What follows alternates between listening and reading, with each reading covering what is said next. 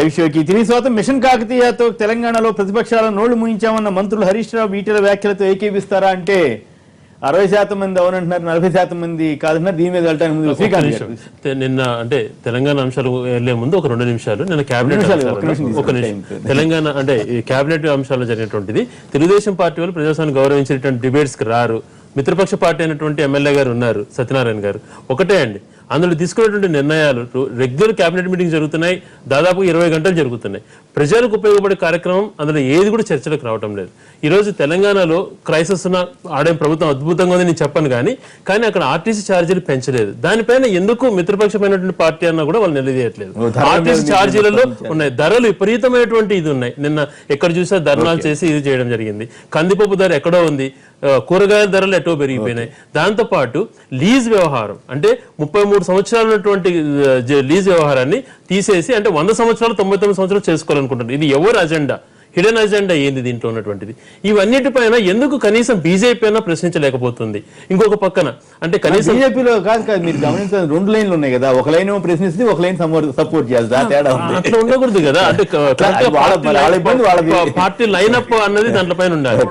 ఇదే ఇంకా కొన్ని ఉన్నాయి సత్యనారాయణ గారు. ఇంకొకటి కనీసం మిషన్ కాకతీయనో ఇంకొకటి తెలంగాణలో జరుగుతుంది, గ్రిడ్ అనేది జరుగుతుంది, డబుల్ బెడ్రూమ్ ఫ్లాట్స్ అనేది ఏదో చెప్పారు. ఆంధ్రప్రదేశ్ లో ప్రజలకు సంబంధించినటువంటి అంశాలలో ఒక్క నిర్ణయమన్నా తీసుకున్నారా?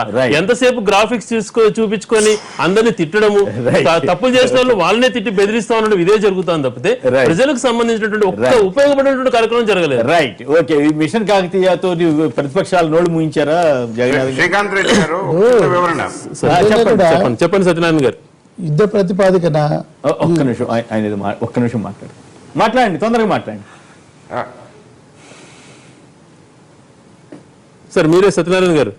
హలో, మాట్లాడండి. శ్రీకాంత్ రెడ్డి గారు, ఇసుక పాలసీ గురించి కానీ మొట్టమొదటి నుంచి కూడా మేము వ్యతిరేకిస్తా ఉన్నాం. ఈ పాలసీ, ఈ చట్టం వల్ల ఇసుక మాఫియాని అరికట్టలేరు, దీని పాలసీ మార్చాలి, దీన్ని రివ్యూ చేయాలని కూడా మేము మొట్టమొదటి నుంచి కూడా చెప్పడం జరుగుతోంది. మీరు అది గమనించాలి. రెండవది, లీజ్ విషయం నిన్న వచ్చింది, కేబినెట్ లో జరిగింది. అది ఏంటంటే దాని యొక్క పూర్తి వివరాలు వచ్చిన తర్వాత డెఫినెట్ గా మా వాయిస్ మేము ఇస్తాము. తప్పకుండా మా మిత్రపక్షానికి మా యొక్క ఒపీనియన్ కూడా చెప్తాము. తర్వాత వినకపోతే ఇప్పుడు ఇసుక గురించి మేము బహిరంగ కూడా వచ్చాము, మేము గతంలో కూడా. గతంలో కూడా చంద్రబాబు పీరియడ్ లో ఉన్నప్పుడు చెరువుల పూడికి తీత అనే కార్యక్రమాన్ని చేపట్టారు. కానీ అదే నామ మాత్రమే జరిగింది. ఈనాడు ఒక మిషన్ అంటే రియల్లీ మిషనే.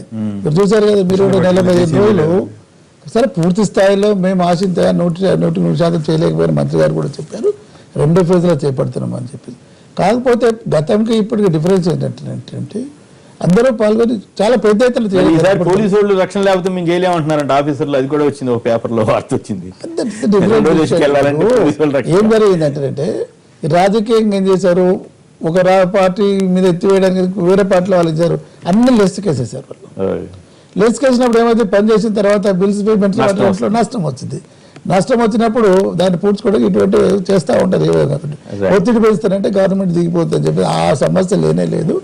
మంచి రిజల్ట్స్ వచ్చాయి కాబట్టి. సరే, ఈసారి దురదృష్టం ఏంటంటే వర్షాలు అంతగా రానందు మూలన లేదా నదుల నీళ్ళ మూలన ఎక్కువగా చెరువులను ఆశించేంతగా నింపుకోలేకపోయారు.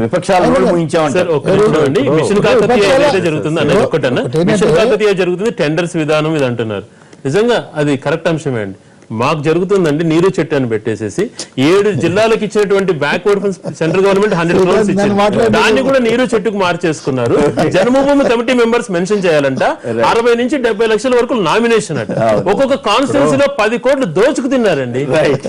మిషన్ కాకతీయ అనేటువంటిది కాకతీయ రాజుల కాలంలో ఆ చెరువులన్నీ కూడా తీసినటువంటి కాకుంటే ఏంటంటే తర్వాత వచ్చినటువంటి ప్రభుత్వాలు వాటికి మరమ్మతులు చేయలేదు. ఇవన్నీ కూడా చాలా వరకు దెబ్బతిన్నాయి.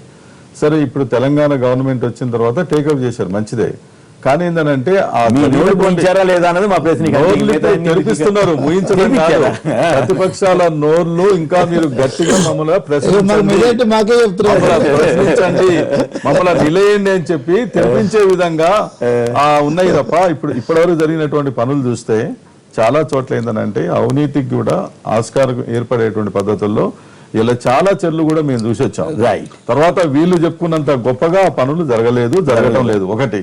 రెండోది ఏంటంటే అడ్వర్టైజ్మెంట్ ఒకటి ఇచ్చేది, అప్పుడే ఆ మిషన్ కాకతీయలో చెరువులు తీసినట్టు, నీళ్లు వచ్చినట్టు, చేపలు పట్టినట్టు, చేపలు తిన్నట్టు ఒక కలగంటుడు ఒక ఆయన. ఇప్పుడు చెరువులు మొత్తం నెర్రలు బారి మళ్ళీ కంప చెట్లు మొలిచేటువంటి పరిస్థితి ఉంది.